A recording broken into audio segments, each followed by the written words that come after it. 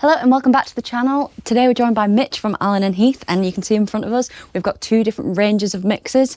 The CQ series, which everyone knows and loves, and the new Q range mixers. This is the Q5. And we're going to be taking a look between the main differences between these. So Mitch, what can you tell us? Well, you can see, first of all, aesthetically, there is quite a difference between the CQ range of the 12, the 18 and the 20B versus just the Q5. So the main thing you can already tell is that this one has faders. Yes. So one of the main things between the CQ range is that you can just go to your fader section and you can kind of just roll the faders up and down from the screen, and the same from the app as well. Whereas this one, you know, the motorized faders in 4 different layers as well. So you can go through all of these and then have the faders go to the levels that they need to.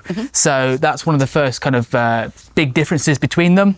Another thing as well, you know, FX, you know, this one has some dedicated FX on already, and you can kind of choose between them and you get more as you go up in the range. And this one has 6 dedicated FX engines with its own dedicated sends as well. So what you can do, you can choose your reverb, your delays, all that kind of stuff, and you can have them dedicated onto a channel. You can assign it through the strip assign. So there's plenty of bit more flexibility from that side. And then you can even, you know, if you're aware of the SQ range, they've got their own plugins that you can like purchase as an add-on, and they can, you know, because it uses the same processing inside as the SQ, that you can get those on the Q range as well. Okay. So that's a nice little upgrade path as well, so that you get a lot more, even just from the FX and just the faders, just to start from there. And what about the IOs? So I can see we've got 16 combi inputs on here. Absolutely, yeah. So you get a few combi inputs on the CQ series, but by far you get more on this kind of style as well. But I mean, the closest that you'll get is the CQ20B. Obviously, there are 20 ins on there, but even just the Q5 that has 16 already. Yeah. So and then you go to the Q7 and that has 32. Right, so okay. you're getting a lot more there in terms of local. Of course, with these are kind of the dedicated boxes. You know, you've got just the CQ12, just the CQ18, or just the CQ20. So you can't get anything to sort of link between them. So you just kind of have that as a standalone mixer. So it's not expandable. Yeah, exactly. Okay. But this is. Yeah. You know, S-Link port, exactly. So again, taking the same thing from the SQ range, so you can get your Everything IO box to go into that. You've got like your DX168. So if you wanted, you'd use half local and then half through an IO box, you can do that because it's all kind of assignable for the IO routing screen. So you can, let's say, have these 16 inputs on the Q5, and then let's say 16 through a DX168 externally. Right. You can have those in separate locations, whereas of course this has to be kind of all local from that side. So you know, there is that kind of difference, but one big similarity, of course, is the use of applications. Right. You've got the dedicated software of CQ4U and CQ Mixpad, and this also has Q4U and Q Mixpad. So you can do it in the same way from there. You can see we've got the cheeky little antennas up here as well. So these have built-in Wi-Fi, the CQ20B and the CQ18T. CQ doesn't on the 12. This one doesn't? No, it doesn't. So it does have a network port on the back. So what you can do is pop that into your router, and then you can go through that way to your iOS or Android device. So that'd be the way to do it from there. And the same with the Bluetooth as well. You've got these built in into the CQ range, but that's not built in the Q series. So from that side, it's not sort of gearing towards that wireless aspect. You know, Bluetooth is great to have and very convenient because you can kind of just hook up your phone and away you go. Yeah. Let's say for a backing track or anything like that. So this is kind of had a dedicated input from that side. But you know, you can do that even on both as well. Both having USB. One of the kind of important upgrade features is USB-C on the Q range. Yeah. So it's a B type on there. So you're getting a bit more functionality from that side, and then even more on the multi-tracking. So you can do all 32 channels, because each Q5, Q6 and Q7 are all 32. So of course, with it all being local on the CQ, that's a nice little upgrade because you'll always have that more functionality. Because even though you've got just 16 faders, you've got your different fader layers. So you can assign 2x16, let's say layer 1 and layer 2, or layer A and layer B. So you can just kind of get that through there and then decide on how many you want through USB and do the multi-track recording from there. It's also got SD? Yeah, it has, yeah. So you can either do USB for multi-track, or you can do directly with an SD card for multi-track recording, which you will be familiar with on the CQ as well. And then you can do your A-type USB in exactly the same way that would do your stereo recording as well, or stereo playback. Because what you could do is, I know there's a couple of features on the CQ where you can kind of basically just assign a soft key, let's say to play something back on a USB stick or something like that, and that would be the kind of same thing from that side as well.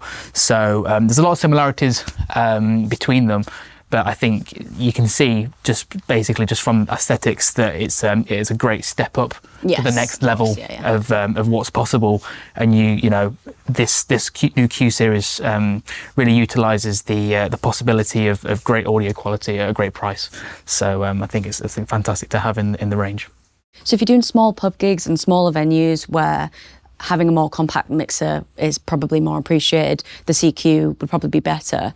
Whereas if you want that bit extra capability and you know that you don't need it to be so small and you quite like a hands-on experience, then a Q would maybe be better suited. I think so, yeah, because you can see that it's got a larger form factor in comparison. But you know, even though the extra add-ons and facilities that you can get between the CQ and the Q is quite beneficial. And you know, if you do enjoy some of the features that are on the CQ as well, let's say like the gain assistant or even the automatic mic mixer, you do get that on the new Q range as well. So it's not just it's not completely separate from one another. You know, you're taking that form factor, and you can even see it in the user interface is still quite similar. Yeah, so it'll be familiar if you've had a CQ. Yeah, precisely. And you know, even with having the buttons on the bottom of the CQ12 and the 18, you know, you're still going to feel that within that, and the same within the app as well. So even if you're in a smaller gig, and let's say even like, you know, you start looking at starting your own little company, hire out company, or touring, this is a great small compact desk to have on the go. And especially if you had something like the CQ20, then you're thinking, I just need that extra bit of inputs and outputs. That's going to send you to that next level to provide the best sound possible. And it's still rack mountable as well, isn't it? It is. The Q5 is, yeah. The Q6 and Q7 aren't, just because of their kind of size. Quite big. But the Q5 is a rack mountable thing. So even good for commercial installations. You know, you could use this in like a conference area as well. You know, even if you're going on the go. So there's plenty of different opportunity. Let's say even like theatres, for example, because it's got the S-Link port and it's expandable from that side. You could have this at front of house and then send that all the way to the band orchestra pit. You know, so there's plenty more flexibility from that side. But if this is at front of house, obviously you've got to send all the analog outputs all the way down there. So less cables. A lot less cabling in comparison. Setup, yeah, exactly. Yeah. So one thing we haven't discussed is, so this is the Q5, but there is still the Q5, 6 and 7D. So exactly, yeah. Tell us about that. So yeah, the D stands for Dante. Right. So that's kind of an audio protocol done by Audinate company. So that kind of works on the same kind of single Ethernet cable style, but if you're purchasing something that's in a Audinate and Dante environment, you can then hook this up to move into that already. So you can see everything through the Dante controller software, and then everything is going to, you know, hook up, and you can subscribe the different inputs to where you want it to go. And that's not on the CQ. It's not. No. So yeah. So there's obviously the Q5 and there's the Q5D. So the CQ and the Q5 would be most comparable there, because neither of them have Dante, but the Q5D would, and the same with the Q6D and the Q7D. Right. So that'd be the main difference, yeah. So out of the CQ and the Q, which would you say has more flexibility when it comes to like monitoring rigs and stuff? Yeah, well, the Q has, you can see it's got 12 mixes on the side. You've got your dedicated channels on there. But what you can do is flick them between mono and stereo. I mean, if you wanted to just have mono, you know, because you had, let's say you had 12 people in your band, you could have just the 12 mixers in mono that were completely separate from one another. So, you know, the flexibility is there, whereas on the CQ, as you can see, there aren't as many kind of output options in comparison. So you definitely, if you want that next step, in terms of how many people you can do in a personal mix for example, you can do it from there. This would be a good one. Yeah, exactly. And then even matrices as well. You've got 4 matrices if you do it in mono. So if you need to output to that, let's say to a live feed or anything like that, you can do that with ease, either in mono or stereo. Oh, okay. Handy.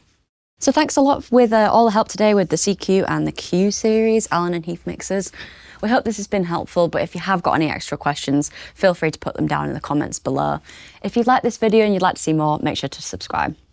See you later.